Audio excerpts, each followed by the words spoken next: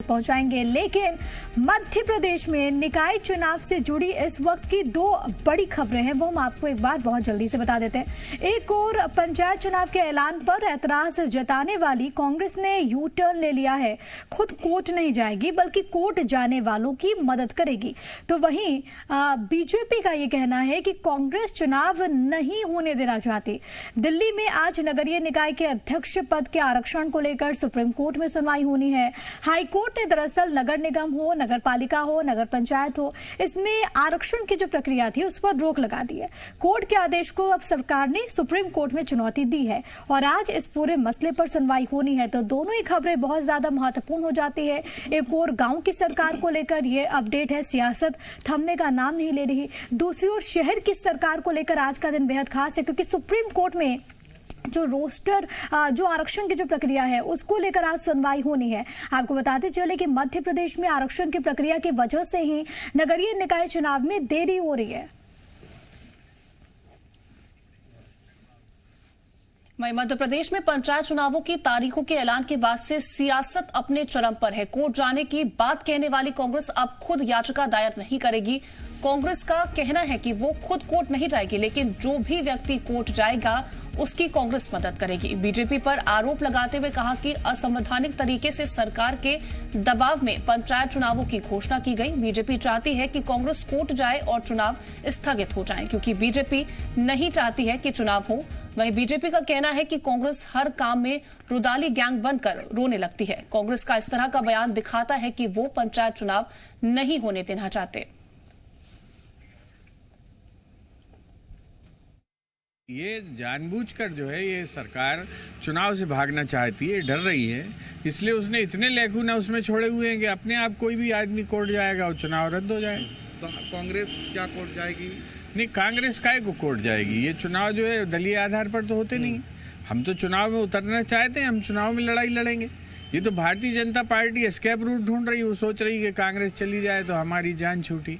हम 28 उपचुनाव के बाद पिछले जो 4 उपचुनाव हुए हैं, जिस प्रकार का नतीजा आया है और कांग्रेस को बुरी तरीके से हार प्राप्त हुई है, कांग्रेस ये समझ गई है कि हर चुनाव से पहले रुदाली गैंग बन जाना, कभी ईवीएम पर ठीकरा फोड़ देना, कभी कुछ कर देना, और इस प्रकार से वो चुनाव में बाधा बनने का प्रयास करते हैं। पर जनता का साथ जहां पर विकास के लिए है, उसी से भयभीत होकर कांग्रेस फिर से पंचायत चुनाव का एक तरीके से उसकी खिलाफत कर रही है। तो तमाम जानकारियों के साथ हमारे संवाददाता आकाश हमारे साथ जुड़ रहे हैं। आकाश, जब तारीखों का ऐलान हुआ तब देखा गया कहीं ना कहीं कांग्रेस ने तमाम सवाल खड़े किए और उसके बाद ये भी खबरें निकल के सामने आई थी कांग्रेस जो है वो कोर्ट का रुख करेगी। लेकिन अब यू टर्न ले लिया गया है कांग्रेस की तरफ से। उन्होंने कह दिया कि हम कोर्ट नहीं जाएंगे, जो भी व्यक्ति कोर्ट जाता है हम उसका पूरा समर्थन करेंगे। बिल्कुल कीर्ति, देखिए पंचायत चुनाव की तारीखों के ऐलान के बाद सियासत शुरू हुई। कांग्रेस पहले से ही परिसीमन और आरक्षण को लेकर सरकार पर हमलावर रही है और इस बात को कई नेता कह चुके हैं कि वो कोर्ट में जाएंगे। लेकिन अब कांग्रेस फ्रंट फुट पर खेलने से बच रही है और यही कारण है कि कांग्रेस ने स्पष्ट कर दिया है कि वो कोर्ट नहीं जाएंगे, क्योंकि चुनाव जाति दलगत आधार पर नहीं होना है। लेकिन जो व्यक्ति कोर्ट जाएगा उसकी पूरी मदद कांग्रेस करेगी, उससे संवैधानिक सलाह देगी और जो भी मदद की आवश्यकता होगी उस व्यक्ति की मदद कांग्रेस की ओर से की जाएगी। अब ये कांग्रेस का रुख समझ में आ रहा है, यानी कि किसी और के कंधे पर बंदूक रख के गोली चलाने की तैयारी में कांग्रेस है। ग्वालियर में देखिए कि जिस तरह से याचिका लगाई गई वो कोई पूर्व सरपंच ने ही लगाई थी। ऐसे ही जो अन्य व्यक्ति कोर्ट पहुंचेंगे उनकी कांग्रेस पूरी तरह से सपोर्ट करेगी। फ्रंट फुट पर न खेलकर अप्रत्यक्ष रूप से कांग्रेस अब खेलने की तैयारी में है।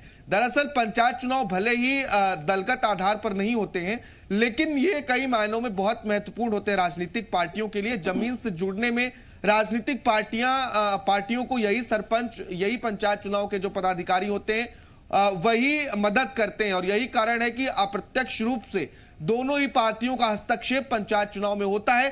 भले ही प्रत्यक्ष रूप से ये पार्टियां सामने नहीं आती हैं, ना ही उन्हें इनका सिंबल दिया जाता है चुनाव लड़ने के लिए, लेकिन जो जमीन से जुड़ने का तरीका होता है, जहां से वोटिंग होती है गांव से, वो दोनों ही पार्टियों के लिए बहुत महत्वपूर्ण है, चाहे वो विधानसभा चुनाव की बात हो, लोकसभा चुनाव की बात हो। और इसीलिए पहले जब 1200 नई पंचायतें बनी तो बीजेपी के आरोप रहा कि कांग्रेस अपने फायदे के लिए नई पंचायतें बना रही है, उनकी सीमा में परिवर्तन कर रही है। आरक्षण और परिसीमन दो विवाद है जिस पर कांग्रेस को ऐतराज है और इसी को लेकर कोर्ट जाने की तैयारी थी, लेकिन अब कांग्रेस नहीं जा रही है। एतराज तो जाहिर कर रही है कांग्रेस पार्टी। कहा गया था, विवेक तन्खा ने ट्वीट भी किया था, कोर्ट जाने की बात कही थी, लेकिन अब यू टर्न कांग्रेस पार्टी ने लिया। हालांकि गांव की सरकार में, जैसा आपने भी कहा आकाश, कि डायरेक्टली इन्वॉल्वमेंट नहीं होता, पार्टीज इनडायरेक्टली जरूर इन्वॉल्व होती हैं। आकाश, हम चाहेंगे कि आप हमारे साथ बने रहे।